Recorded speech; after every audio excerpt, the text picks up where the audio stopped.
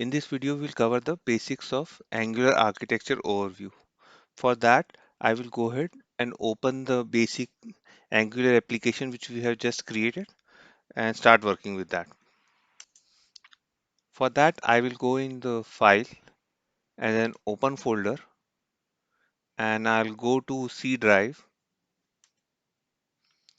and inside C drive, I will go and select my folder and I'll open that. So this is the basic view of your Angular application. On the side, I have also opened the Windows stupid folder, and let's compare. You can see there are the same files. We have the node modules folder in, and we have a src folder, and we have some other folders. So let me go to my editor and open the source folder. Inside the source folder, you can see there is a main.ts file.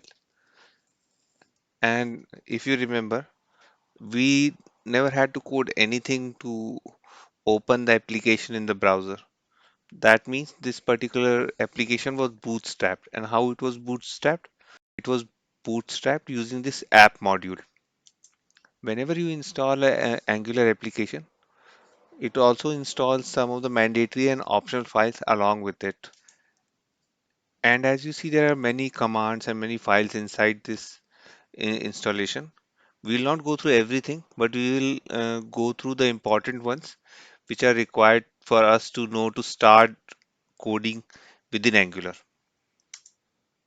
So if you see the above few lines, first one says import platform browser dynamic from this particular library and import app module from app/app module library.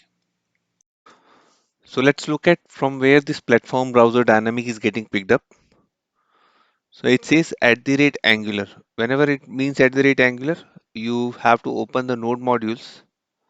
Inside that, you will find the folder it is referring to, which is at the rate Angular. Inside that, it says platform browser dynamic. From there, it will pick up platform browser dynamic. For that, you should look for a file called platform browser dynamic.ts. This is the file it is referring to. And inside platform browser dynamic.ts, you will find that there is an export declaration for platform browser dynamic, and it will take the root folder as an input.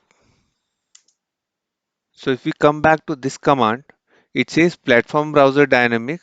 In that, it's supposed to call bootstrap module and with the input of app module. Platform browser dynamic bootstraps your Angular application using app module as a parameter.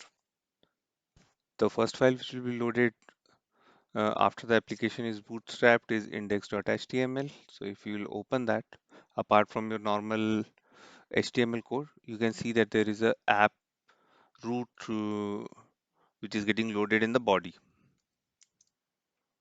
So the question now is from where it will find app root.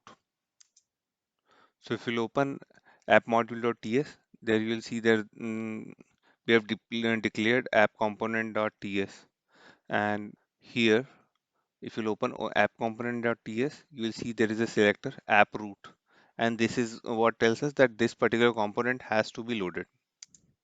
And once you load this particular component, then this is the HTML template which will load, and this is the style URL. And where can you find app.component.html? You can find it over here. So this is the page which is getting loaded when you are loading your page. Let's do a quick recap. So first you bootstrapped your application using appmodule.ts. In appmodule.ts, you selected all the components which are supposed to be loaded. Now in index.html file, you said I need to select app root. That app root you found in app-component.ts, and from there you loaded the component.html.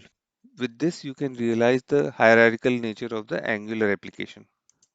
I know that initially it looks a bit daunting, but by the time you'll finish your first project, you'll become an Angular ninja.